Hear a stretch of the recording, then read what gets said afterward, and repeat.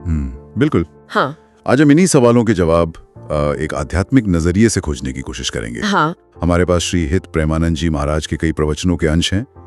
इनमें कर्म, सहनशीलता, भक्ति और जीवन के दुखों से निपटने के रास्तों पर बात की गई है। बिल्कुल। और इन शिक्षाओं का जो केंद्रीय विचार है वो ये है कि जीवन में आने वाले सुख और दुख, खासकर जो कष्ट हैं, वो बेवजह नहीं है। उनका एक गहरा आध्यात्मिक महत्व है। तो आज की हमारी चर्चा का मकसद यही समझना है कि इन कष्टों के पीछे के कारण क्या हो सकते हैं और आध्यात्मिक मार्ग पर चलकर इनसे ऊपर कैसे उठा जा सकता है। चलिए, तो फिर इसे समझने की शुरुआत एक बहुत ही दिलचस्प कहानी से करते हैं जो इन स्रोतों में मिलती है। हाँ बिल्कुल। एक साधु थे जो कुंभ में संतों को भोजन कराने के लिए भिक्षा में मिली सोने की मोहरें अपने एक खोखले डंडे में जमा कर रहे थे। अच्छा। लेकिन रास्ते में एक लालची गृहस्थ की नजर उन पर पड़ गई। उसने रात में चुपके से वो सारी मोहरें निकालकर डंडे में कंकड़ भर दिए। और जब भंडारे का समय आया और साधु ने अपना डंडा उल्टा किया तो मोहरों की जगह कंकड़ गिरे। सोचिए जरा। उस वक्त उनके दिल से बस एक गहरी आह निकली और मुंह से निकला, भोगोगे तुम। बस इतना ही।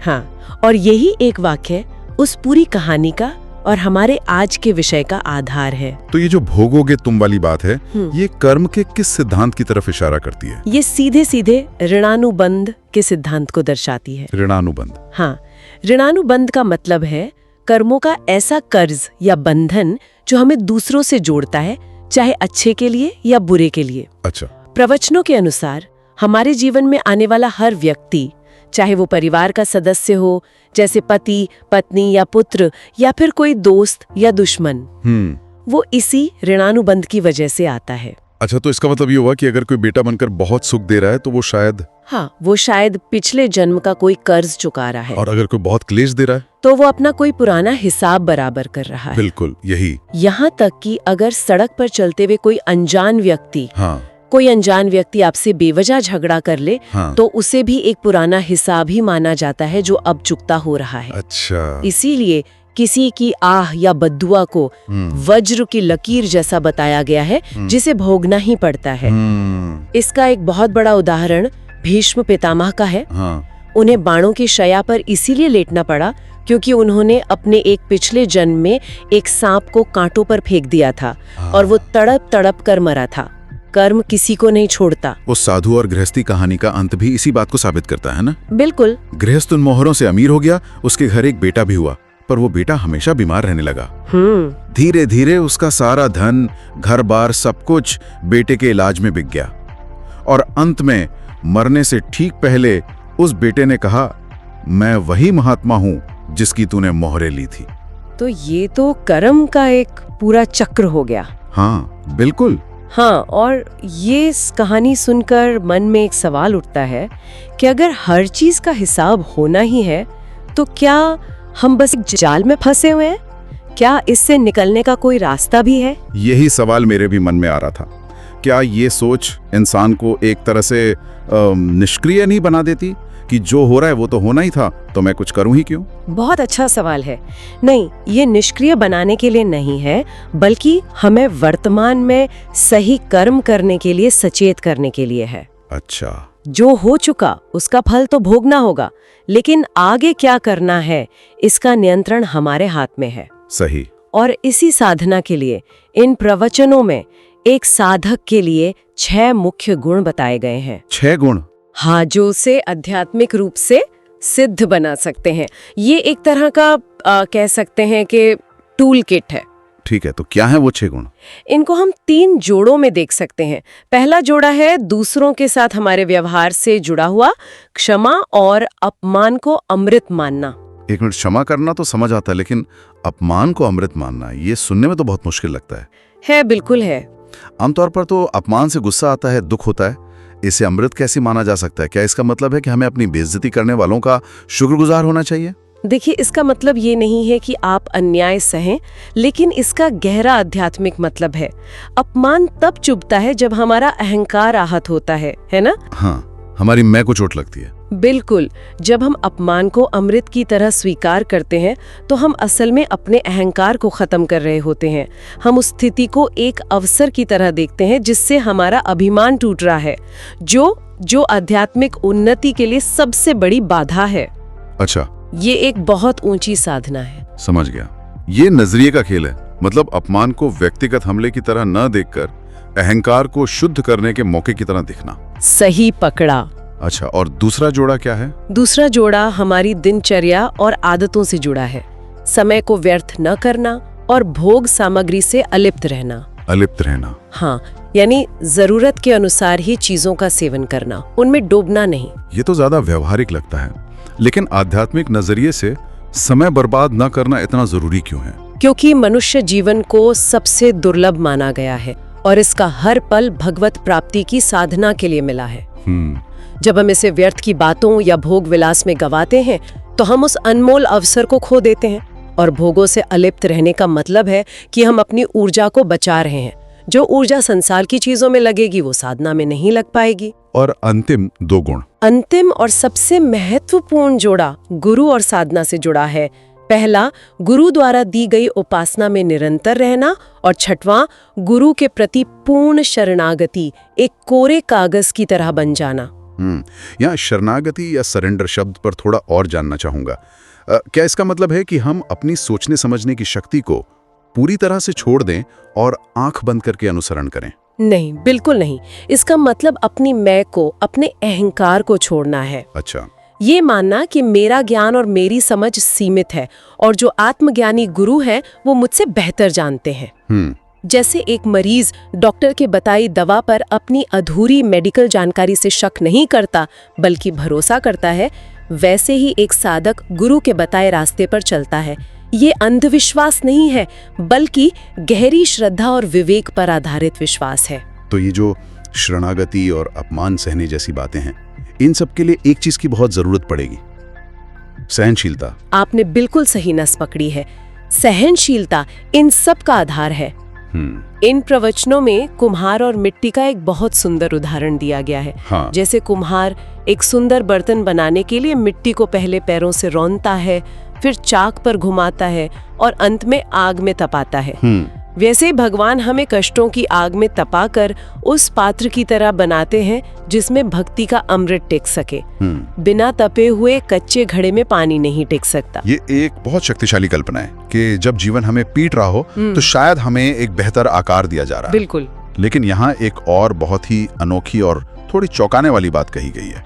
वो ये कि हमारे अंदर जो काम, क्रोध और लोभ की आग जलती है, उसे बुझाने के बजाय और बढ़ाने की बात की गई है। हाँ, और ये बात पहली बार सुनने में किसी को भी हैरान कर सकती है। बिल्कुल, क्योंकि हर आध्यात्मिक शिक्षा तो हमें यही सिखाती है कि गुस्सा, लालच, वासना, इन सब को कम करो, खत्म करो, और यहाँ कहा जा रहा है कि इसे और बढ़ाओ। हाँ, ये तो बिल्कुल उल्टा है। मैं ये ठीक से समझ नहीं पा रहा हूँ। यह एक बहुत गहरा मनोवैज्ञानिक सिद्धांत है। देखिए, इन भावनाओं में जबरदस्त ऊर्जा होती है। सही है। आमतौर पर हम इस ऊर्जा को दुनिया की चीजों को पाने में लगाकर नष्ट कर देते हैं। यहाँ पे शिक्षा यह है कि इस ऊर्जा को दबाओ मत, इसे नष्ट भी मत करो, बल्कि इसकी दिशा बदल दो। दिशा बदल दो। हाँ, जैसे जेम्स वॉट ने भाप की शक्ति को देखकर उसे बर्बाद होने देने के बजाय उससे इंजन बना दिया, वैसे ही काम, क्रोध और लोभ की इस आंतरिक अग्नि को भगवान की ओर मोड़ दो। मतलब इसे भगवान की ओर कैसे मोड़ा जा सकता है? मतलब अगर काम यानी इच्छा है तो भगवान से मिलने की तीव्र इच्छा करो। अगर लोभ है तो उनकी भक्ति का लोभ करो। अच्छा। अगर क्रोध है तो उन चीजों पर क्रोध करो जो तुम्हें भगवान से दूर कर रही हैं। जब यह बेचैनी और घबराहट भगवान के लिए होती है तो यह साधना की परिपक्व अवस्था मानी जाती है, न कि कोई कमी। इस बेचैनी को मिटाने के लिए वापस भोगों में उतर जाना ही सबसे बड़ी गलती है। ठीक है, तो हमें कष्टों को सहना है, अपनी आंतरिक ऊर्जा की दिशा बदलनी है, गुरु के प्रति शरणागति रखनी है।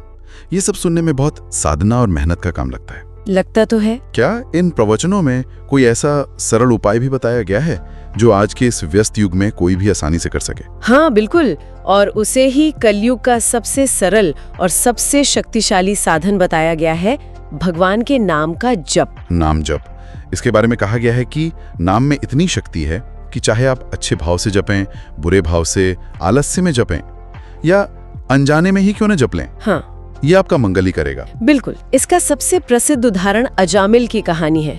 अजामिल ने जीवन भर पाप किए, लेकिन मरते समय जब यमदूतों को देखा तो डरकर अपने सबसे छोटे बेटे नारायण को पुकारा।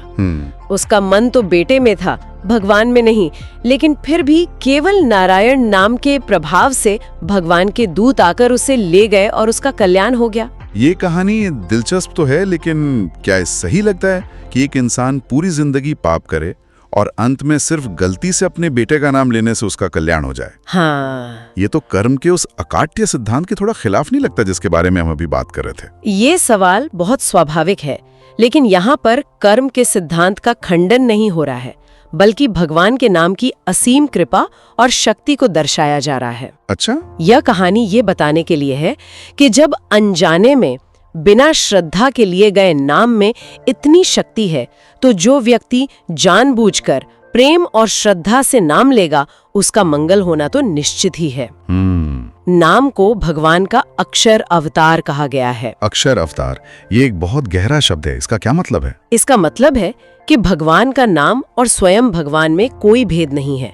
नाम केवल एक शब्द नहीं है, बल्कि साक्षात ईश्वर का ध्वनि रूप में अवतार है। वाह, से खत्म कर देता है। यहाँ एक और बात कही गई है कि यह प्रारब्ध कर्म को भी भस्म कर सकता है।